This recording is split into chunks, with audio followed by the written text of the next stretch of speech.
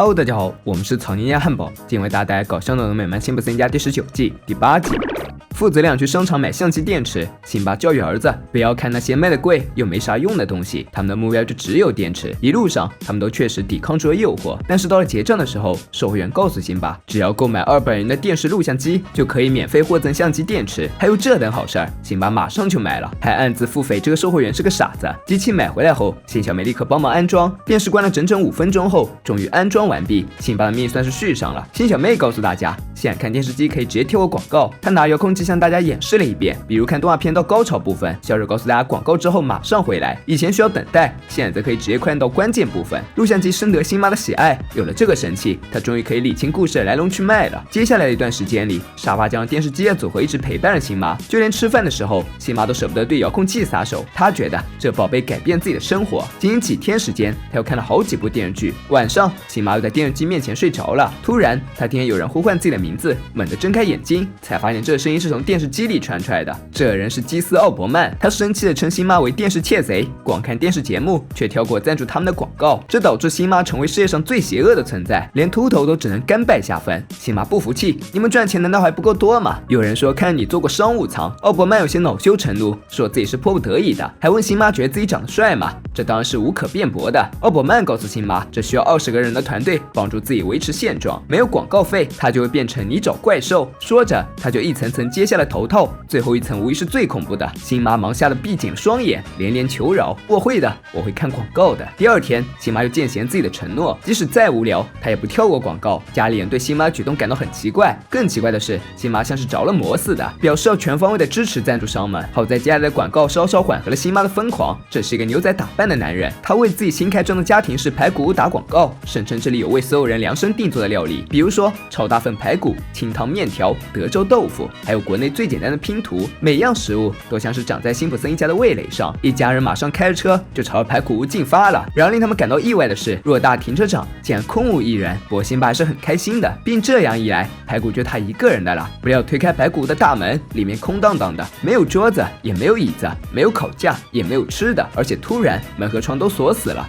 从里间出来了一个人，就是电视上为饭店打广告的男人。他打断辛巴提的各种要求，告诉眼前辛普森一家，你们都落入了我精心设计的陷阱。幸好梅是第一个察觉不对劲的，因为眼前这个男的声音十分耳熟。他反应过来，那广告就是个骗局，是为了把他们引过来特别设计的。那句台词倒过来念就是戏子鲍勃。家们全部绑起来之后，鲍勃打算讲解一下此次的终极复仇计划。小新是极度不耐烦的，作为被阿豹刺杀多次的小男孩，他实在没有兴趣每次都听阿豹杀人未遂之后干的破事儿。小妹也不高兴，为什么就不能聊他们最近做了什么呢？阿豹受不了这些不安分的人质了，直接打开了幻灯片，就开始给大家讲。漫长又无聊的讲解之后，阿豹终于切入了正题。他告诉眼前这些人，他们会死在一场悲惨事故中，由一个失效的笔记本电池引发的血案，它会因为过热而爆炸，而点燃下面的 TNT。阿豹已经等不及了，引用莎士比亚的一句话：“如果木已成舟，就让他立刻追分。”说完，他又转身按下了开机按钮，然后阿豹打算就此消失，这次不容有失。但辛小妹叫住了他：“你已经犯了一个错误。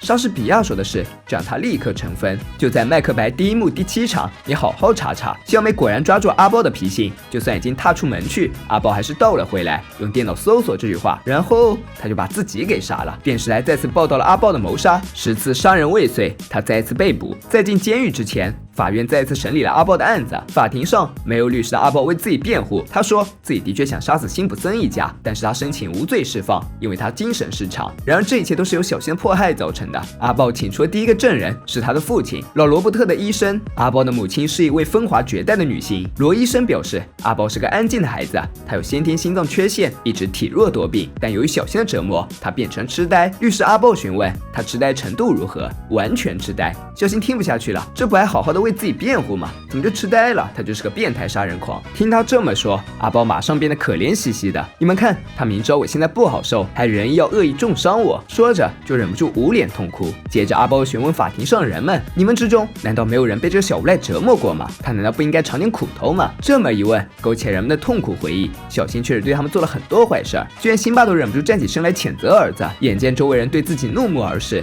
小新还坚持自己的观点。阿豹再把所有人都当猴耍，他明明是个个杀手，看着自己依然没有说服小新，阿豹再也受不了了，他从怀里掏出一个药剂，表示大家逼他这么做的。警长认出了那个标签是硝化甘油，吓得忙让人们赶紧离开。小新眼疾手快，抓住药剂，一把扔出了窗外。原本以为自己拯救所有的人，没想到阿豹竟然痛苦地捂住了胸口，胡乱走了几步之后，竟然倒下了。见此，罗医生连忙走过来查看儿子的情况。阿豹的妈妈也走了过来，她告诉大家，硝化甘油是专治他儿子心脏病的药。习医生也来到了阿豹的身边，诊脉之后，他很确定这人确实已经死了，而小新就是杀他的凶手。媒体新闻对阿豹死大加宣扬，可能就是当你突然死去，全世界都开始爱你。死后的加阳大盗被封为传奇，死去的阿豹也被大家记在心底。镇上几乎所有的人都参加他的葬礼，他的家人们自不必多说。弟弟也因为哥哥葬礼暂时出狱，小丑阿可为昔日的同僚演奏了送别曲，每个人都为他死万分悲痛。一曲毕，阿可不禁崩溃的大哭。这时，辛普森一家来了，小丑谴责小新，说就是这小子杀死了自己的铁哥们儿。闻此，大家都替他感到羞愧。听到大家那不太友好的声音，新妈劝儿子稍微装得伤心一点点，但小新对多次杀害自己的人挤不出一丝愧疚，他觉得自己没啥可悲伤的。说着就生气走出了教堂。辛巴也没有办法了，只得告诉其他人去跟阿豹道别。走到棺材面前，辛巴小声对妻子说道：“老实说，我还是受不了他。没想到这里装了扩音器，他的坏话被所有人都听得一清二楚。”辛巴本想救场，结果越描越黑，看来他们一家的形象是不会再好了。小新独自一人坐在街道上，嘴里还不停地咒骂阿豹：“傻子戏子阿豹，死都死了，还来扰乱我的生活，到地狱去吃呕吐汉堡吧！”突然有一个人在他耳边说：“我也曾这么想过。”此人正是阿豹的弟弟，他说自己和哥哥一直都合不来，他说往东，阿豹就偏偏往西。但小新很郁闷，什么也听不进去。见此，阿豹的弟弟告诉他，找回快的唯一办法就是和阿豹和解。小新想了一会儿，好吧，也许他应该送老熟人最后一程。弟弟劝他抓紧时间，因为还有半个小时，阿豹就要火化了。去殡仪馆的路上，小新遇到了眼镜仔，眼镜仔告诉好朋友，他上了报纸头条。小新表示自己要让一切恢复正常，还问眼镜仔是否要一起。眼镜仔拒绝了，说是他爸爸要带他去棒球场。于是小新独自一人离开了。另一边，眼镜仔来到了辛普森家，亲妈见他来送报，就顺便问他有没有见过小新。眼镜仔想了想，说小新应该是去和阿豹告别了。接着他又询问是否可以坐在台阶上休息一下，因为他脚实在疼得要死。小妹察觉出一丝不对劲，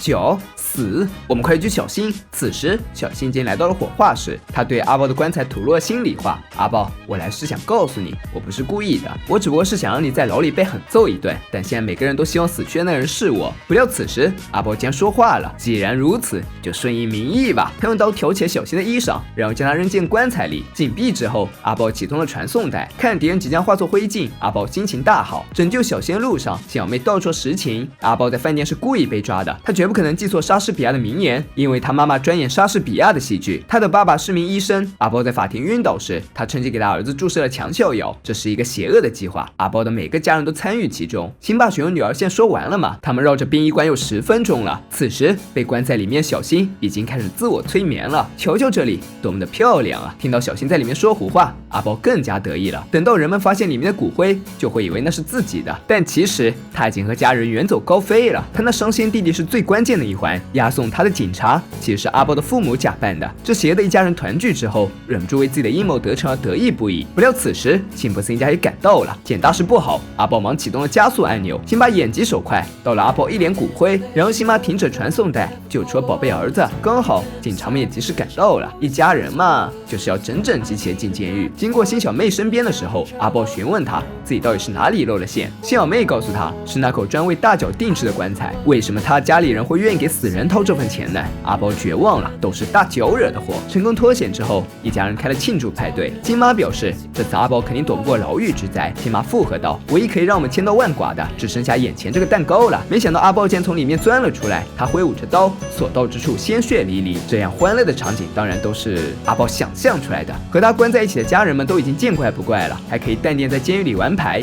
社会总是对弱者格外优待，明明是掌握真相的一方，却因为抱着假象而被大加挞伐；明明是不择手段的杀人狂魔，却在死后被奉若神明。雪崩之后，没有一片雪花是无辜的。若阿豹真的如愿以偿，那么镇上每一个人都是凶手。正是那些不负责任的言语，将小新推入了万劫不复的深渊。恻隐之心的确是每个人身上最宝贵的东西，它可以温暖孤独的人，也可以点亮心上的灯，但有的时候，它也可以助纣为虐，为虎作伥。那些利用人心弱点人自然可恶，但若是能够保持自身的清醒，便不会成为他们手中的枪。